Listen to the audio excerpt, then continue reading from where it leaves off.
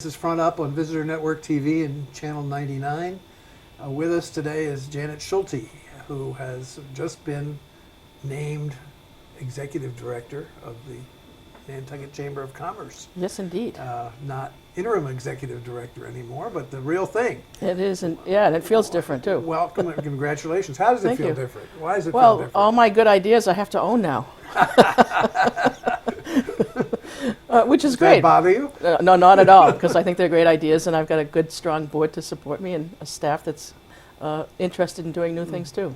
What kinds of new things are you going to be doing? I mean, traditionally, I think we talked about this when you were here before. Traditionally, the role of the chamber has been sort of to promote tourism, Right. which Yeah. is not necessarily the role of the chamber,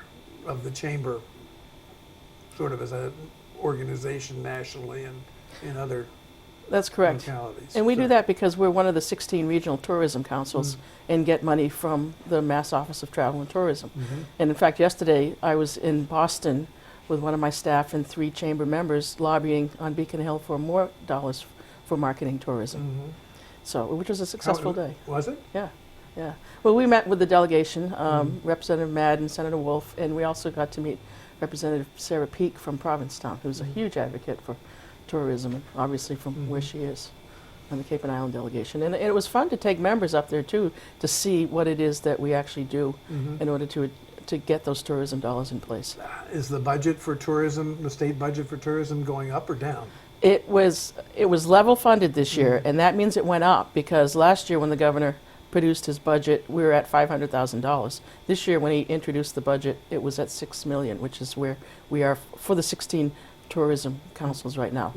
The legislators yesterday indicated that they will be advocating for more of that because for the $6 million that we spend as tourism councils, it generates $19.5 billion in tourism spending. People coming here, so other people's money into Massachusetts that goes into the tax revenue that supports all the other social service programs, education, and whatever it is that the government wants to do for the citizens of the Commonwealth. So it's important to continue that Absolutely. from Nantucket's perspective. Absolutely, absolutely. But what else is it important for the chamber to do? Well, we need to be more chambery, I think, in terms of reaching out and finding out what our members want in terms of education. One of the things that I learned in the interim role was the tradition that the chamber had as being Switzerland on issues and not taking a stand wasn't always that well received by the membership, and they'd prefer that we took a stand, whether they agreed with it or not, than to sit quietly. On such as? Oh, the housing issue, for example, 4th of July, benches downtown, trash pickup, those kinds of things. We've kind of pushed it off, and I've said, no, I think we need to say something about what we think about that.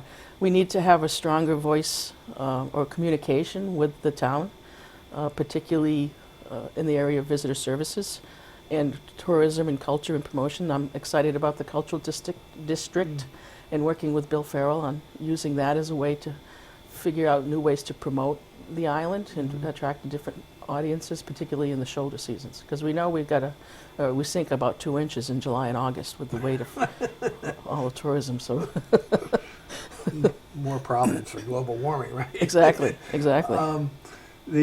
What about economic development?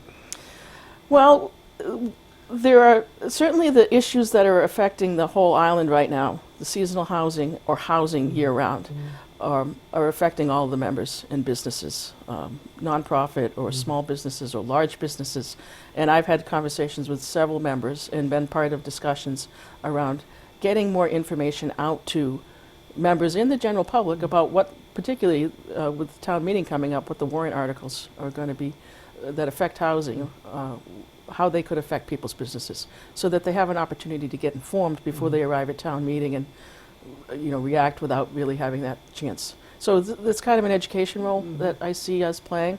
I think there'll be times when we want to say where we stand on something, but at this point, working with these peers of mine, we're coming up with this kind of forum to talk about those kinds of issues. Energy is the third cable is certainly an economic issue that needs to be talked about, and we're working with National Grid, who's a member at the chamber, to do some more promotion about their energy audit system, particularly for businesses. Meeting with them sometime next week. They're coming over, and I'm really pushing them to do a big event for small businesses to learn how energy-saving efforts in their businesses could help keep that third cable from coming around.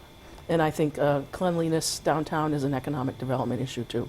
Tourists are much happier when things are clean, and even if they create it. even if they create. I know you've been working with the airport on the issue of new air service. Yes, obviously an economic issue for passengers and freight.